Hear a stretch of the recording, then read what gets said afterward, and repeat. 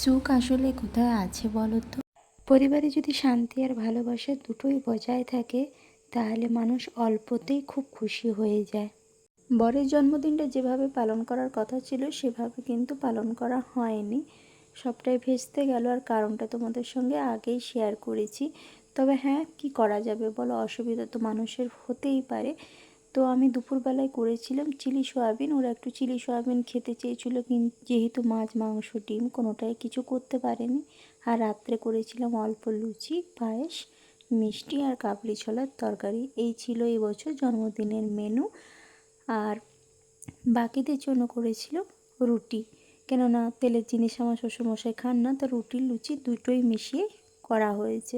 তবে আমার ডিনারের থালাতে নিয়েছিলাম আমি রুটিটাই আমার বেশি খেতে ইচ্ছে করলো, যেহেতু সোয়াবিনটে তেল ছিল। আমার বরমশাই বলছিল তো কোনো কিছুই করতে হবে না এত অসুবিধার মধ্যে, কিন্তু কি করব বলো তো, বরের জন্মদিন বলে কথা, এইটুকু না করলে চলে। তো মনটা আমারই মানছিল না, তো যতটুকু পেরেছি ততটুকু করে দিয়েছি। তো সবাইকে শুভরাত্রি জানিয়ে মিনি ব্লগটা শেষ করলাম। আবার দেখা হচ্ছে নেক্সট কোনো ব্লগে।